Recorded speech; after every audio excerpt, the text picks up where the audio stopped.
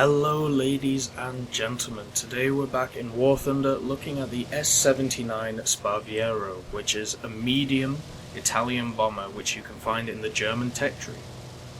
This is the 1936 model and it's a tier 5 aircraft. It's got pretty decent bomb load. It can either take 12 50 kilo bombs, 5 250 kilo bombs, or 2 500 kilo bombs. Now I opt for the 5 250 kilo just because it gives you more bombs so you can hit more targets, and also it's a larger blast radius than the 50 kilo where you have to be very precise. And even with an upgraded crew on this bomber, I seem to not be as accurate when using stuff like the HE-111. It has 4 12.7mm turrets, and also it has a machine gun on the front which you can fire manually using the pilot, which is great compared to a lot of bombers at this level or even higher tiers, because basically you have to manually pick turrets to use, where with this you can just concentrate on the front gunner and the other gunners can try and cover your back. Now, this bomber, looking at the turrets, you have very good cover from the back. Not as much from below. There is only one turret looking below, and it's very similar to the HE-111 and the AR-2, where the turret is definitely looking down, but its radius of fire isn't very large for some reason. I don't know why. When I control it, it seems to be very large. But when the AI controls it, it doesn't seem to do much. The other gunners are waist gunners, I suppose you could call them. They're in the centre of the aircraft, a lot like the Wellington 1C late, where they're in the centre of the aircraft, as you can see on the screen, and they'll cover your sides. And then you have one gunner who is above the pilots, just behind and above the pilots, who will cover most of the area behind you. The problem with this aircraft is that, even though it is quite well armed, or I suppose you could say it's about the same as other bombers at this tier, the gunners don't seem to have a huge radius of fire except for the waist gunners, so you have to watch out for them. And as you can see from the picture, it does have 3 engines. Now, I have been in a position where I've had 2 engines knocked out, and then the 3rd engine has actually got me home and landed.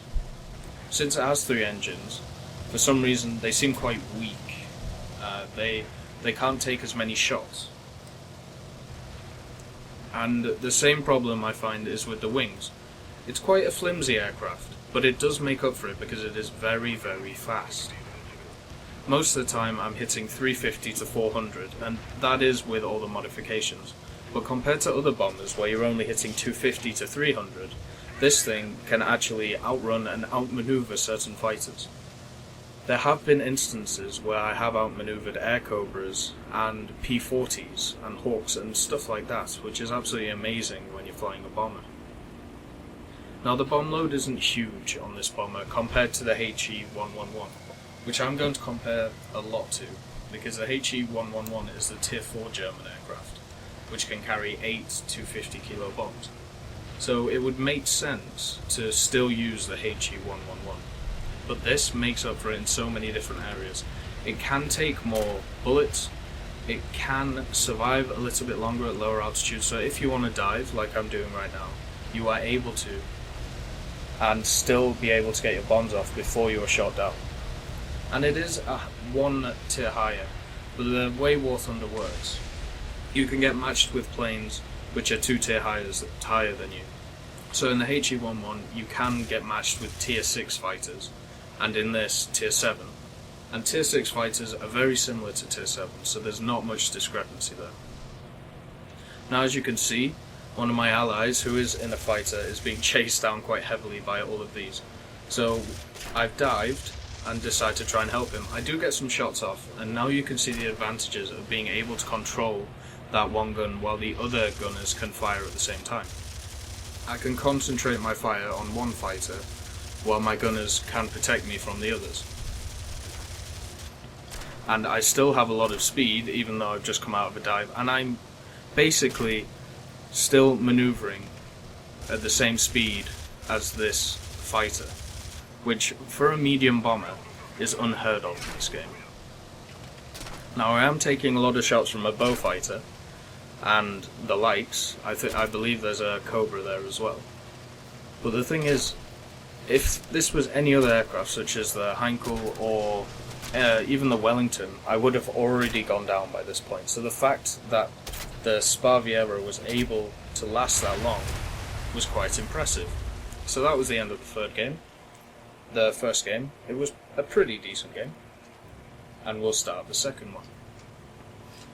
So as you saw there, you can actually use this medium bomber as a dive bomber, and for me this is probably the best bomber to use if you are going to go low, because it can pick up speed fast, and also in a dive it can hold that speed while it goes near the ground.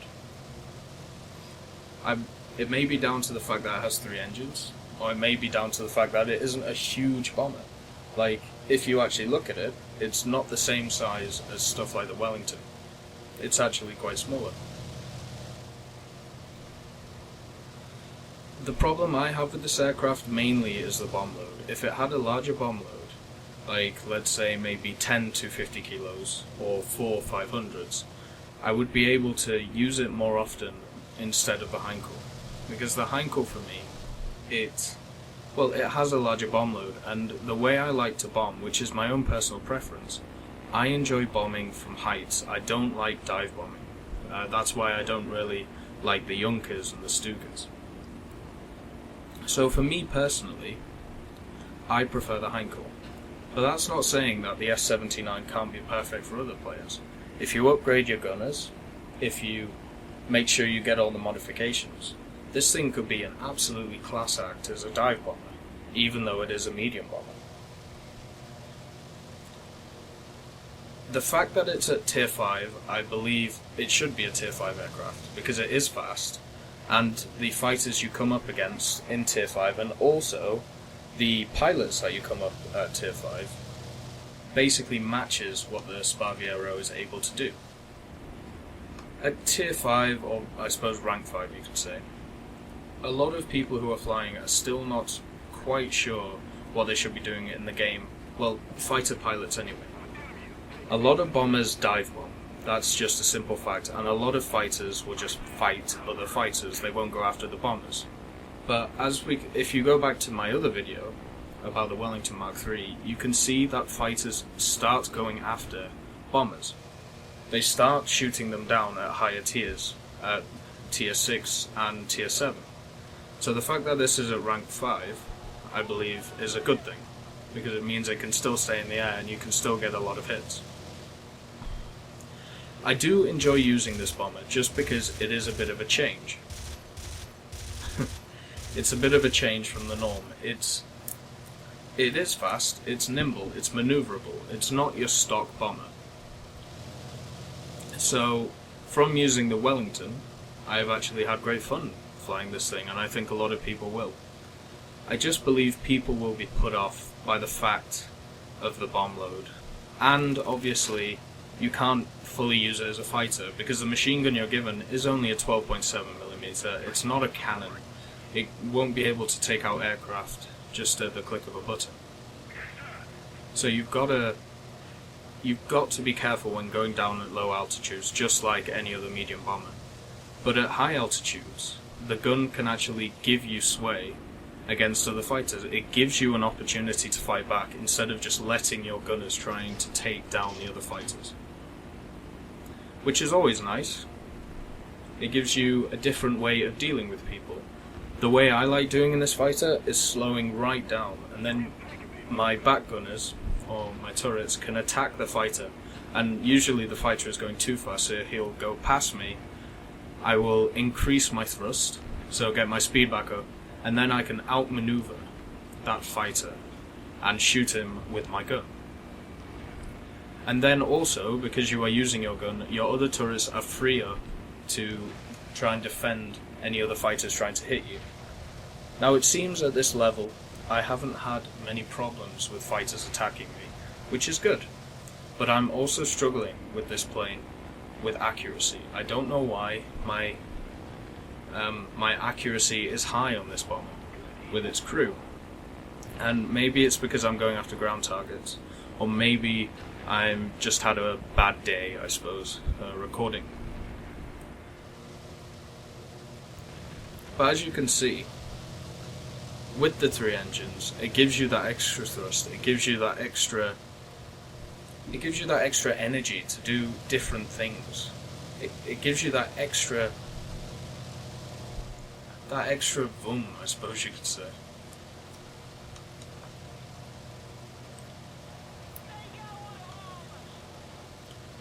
But also with the 3 engines, it also gives 3 points of attack where fighters can penetrate you. Engines are obviously quite flimsy in War Thunder, where I'm sure a lot of you, when you go head to head against someone, the first thing that's going to get taken out is your engine. Well, in a bomber, it's the same idea. There's been a lot of times where 2-engine aircraft like the Heinkel, I've been down to 1 engine, and I've been struggling because people go after your engines. So the fact that you have 3 engines here, and the one in the center is a large target for your pilot, so you will get a lot of times where fighters will try and shoot that main engine in the center, and they will actually hit your pilot and taking him out.